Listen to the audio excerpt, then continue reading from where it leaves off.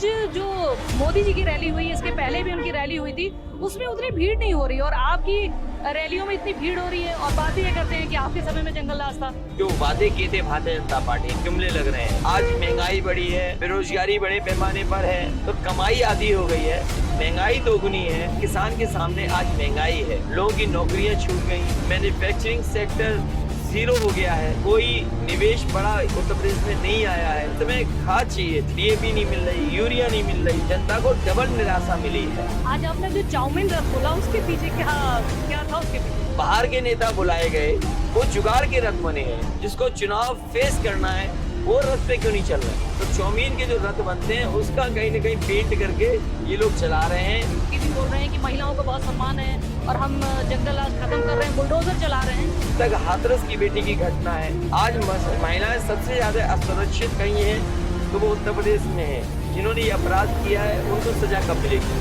Bulldozer Lakhimpur कब जाएगा? अभी ये 25 तारीख को सुशासन दिवस मनाने जा रहे हैं, उस दिन आप ही की तरह जो आपने कहा था स्मार्टफोन, लैपटॉप ये भी बांट रहे हैं। टीईटी की परीक्षा हुई, पर्चा लीक हो गया, सख्ती क्यों नहीं की, बार बार पेपर क्यों लीक हो रहा है? ये जानबूझ करके सरकार इसलिए करा रही है क्योंकि सरकार नौकरी और रोजगार नहीं देना चाहती। उनकी हर छोटी बात आज जनता के सामने है। जनता विकल्प के रूप में समाजवादी पार्टी को देख रही है। उत्तर प्रदेश की जनता विकास चाहती है। इस बार उत्तर प्रदेश की जनता खुशहाली चाहती है और साथ ही साथ सबका हक हो, सबको सम्मान मिले, ये जनता चाहती है। उत्तर प्रदेश में इस बार इनका पूरा सफाया जनता करेगी। नमस्कार दोस्तों, मैं हूं ममता त्रिपाठी। चुनाव का मौसम पूरी तरीके से अपने शबाब पे है और उत्तर प्रदेश के चुनाव की आचार संहिता लगने में 20 दिन भी नहीं बचे हुए हैं। अखिलेश यादव जी सपा मुखिया, इन्होंने जो रथ यात्रा निकाली है, इसका आप देख सकते हैं कि कितना ज़बरदस्त लोगों के बीच में रिस्पांस मिल रहा है। अभी भी आप देखिए कितना लड़कों के बीच में, खासतौर से जो युवा हैं, उनके बीच में जो उत्साह दिख रहा है वो देखने लायक है। आइए अखिलेश जी से हम बात करते हैं। अखिलेश जी, आज जो मोदी जी की रैली हुई, इसके पहले भी उनकी रैली हुई थी, उसमें उतनी भीड़ नहीं हो रही और आपकी रैलियों में इतनी भीड़ हो रही है और बातें ये करते हैं कि आपके समय में जंगल राज था।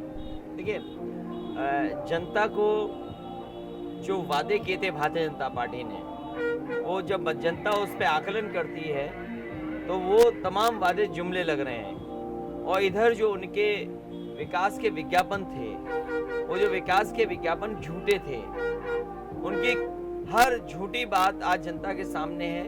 इसलिए आज जनता परिवर्तन और बदलाव चाहती है। इस बार उत्तर प्रदेश की जनता बदलाव लाना चाहती है, उसमें समाजवादी पार्टी अपना सहयोग कर रही है और वहीं जनता विकल्प के रूप में समाजवादी पार्टी को देख रही है। इसलिए इतने बड़े पैमाने पर जन समर्थन दिखाई दे रहा है। आज महंगाई बढ़ी है, भारतीय जनता पार्टी के पास जवाब नहीं है। बेरोजगारी बड़े पैमाने पर है, भारतीय जनता पार्टी के पास जवाब नहीं है। उन्होंने किसानों को भरोसा दिलाया कि उनकी आय दोगुनी हो जाएगी, लेकिन किसान के सामने आज महंगाई है। और अगर हम हिसाब किताब लगाएं तो कमाई आधी हो गई है, महंगाई दोगुनी है, तो सोचिए किसी के परिवार में खुशहाली कैसे आएगी? लोगों की नौकरियां छूट गई, पर कैपिटा इनकम जो लोगों की है वो भारत की पर कैपिटा इनकम से आधी है। मैन्युफैक्चरिंग सेक्टर जीरो हो गया है, कोई निवेश बड़ा उत्तर प्रदेश में नहीं आया है, बिजली महंगी हो गई है। तो ये तमाम ऐसी चीज़ें हैं जिनका जवाब भारतीय जनता पार्टी के पास नहीं है। वो कहने को तो डबल इंजन की सरकार है, लेकिन जनता को डबल निराशा मिली है। आज जनता निराश हुई है इनके कामों से। और फिर केंद्रीय योजनाएं, प्रदेश की योजनाएं, जिस समय खाद चाहिए थी उस समय खाद नहीं मिली, खाद की बोरी से 5 किलो चोरी हो गई, डीएपी नहीं मिल रही, यूरिया नहीं मिल रही, धान की फसल की कहीं खरीद नहीं हुई, धान की कीमत किसान को नहीं मिली। आज सरसों खेत में है, सरकार के पास कोई तैयारी नहीं है कि सरसों खरीदी जाएगी नहीं खरीदी जाएगी। और अगर सरसों का तेल जब बाजार में आएगा तो किसानों को महंगा खरीदना पड़ रहा है, गरीब को महंगा खरीदना पड़ रहा है। आज 200 रुपए से ऊपर सरसों का तेल है। इन तमाम सवालों के जवाब भारतीय जनता पार्टी के पास नहीं है। इसलिए उत्तर प्रदेश में इस बार इनका पूरा सफाया जनता करेगी। मोदी जी की रैलियों में भीड़ भी नहीं हो रही है। योगी जी तो नहीं हो रही थी, लेकिन मोदी की भी रैलियों में भीड़ नहीं हो रही है क्योंकि वो सरकारी रैलियां हैं। आज जो महिलाओं का कार्यक्रम था, उनका पूरे उत्तर प्रदेश से महिलाएं बुलाई गई थी। सोचिए, कोई महिला, कोई नारी अगर इटावा से मैनपुरी से जाएगी इलाहाबाद में, तो उसे एक रात पहले जाना पड़ेगा, रात में रुकेगी, क्या इंतजाम रहा होगा, अगले दिन सभा में रहना है, फिर वापस आना है। तो ये अपनी लोकल भीड़ को नहीं जोड़ पा रहे हैं, इसीलिए पूरे प्रदेश भर से अधिकारियों के माध्यम में से और सरकारी खर्चे पर लोगों को बुला रहे हैं। उसके बावजूद भी लोग तैयार नहीं हैं, क्योंकि लोगों ने देखी है कि किस तरीके से सरकार ने महंगाई बढ़ाई है, किस तरीके से सरकार की नाकामी रही।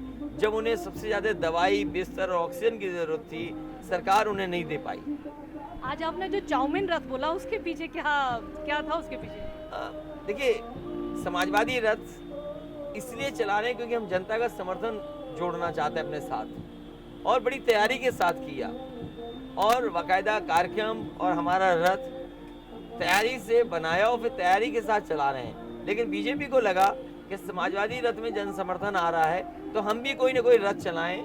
बाहर के नेता बुलाए गए और उनसे झंडा दिखवाया, कुछ देर चले, और जो उनके रथ भी बने हैं वो जुगाड़ के रथ बने हैं। अगर देखें उनको तो बड़े बड़े शहरों में जो रेस्टोरेंट बनते हैं या जो खाने के सामान बिकते हैं, और खासकर इस समय लोकप्रिय चाउमीन बहुत है, तो चाउमीन के जो रथ बनते हैं उसका कहीं ना कहीं पेंट करके ये लोग चला रहे हैं। इनका दूल्हा कहाँ है?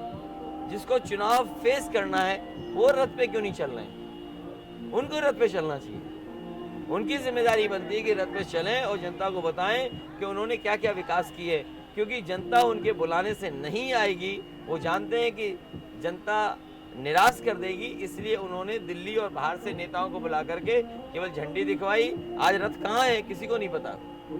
ये महिलाओं के बारे में बार बार मोदी भी बोलते हैं, योगी भी बोल रहे हैं कि महिलाओं को बहुत सम्मान है और हम जंगल राज खत्म कर रहे हैं, बुलडोजर चला रहे हैं। तो कहाँ तक दिख रहा है? ऐसा दिखाई तो नहीं पड़ रहा है, क्योंकि मामले तो बहुत ज़्यादा बढ़ते जा रहे हैं। अगर बुलडोजर चलाना है और सरकार दावा इस बात का करती है कि माफिया और अपराधियों पे बुलडोजर चलते हैं, तो लखीमपुर में जिस पर आरोप लगा, जिस गृह राज्य मंत्री पर उंगली लगी है कि इन्होंने या इनके सहयोगी लोगों ने, और जांच में भी नाम आया है, तो बुलडोजर लखीमपुर कब जाएगा? जिन्होंने किसानों को कुचल के मार दिया, जिन्होंने ये अपराध किया है, उनको सजा कब मिलेगी? और जहां तक हाथरस की बेटी की घटना है, वो पूरे देश और दुनिया ने देखी है। आज महिलाएं सबसे ज़्यादा असुरक्षित कहीं हैं तो वो उत्तर प्रदेश में है।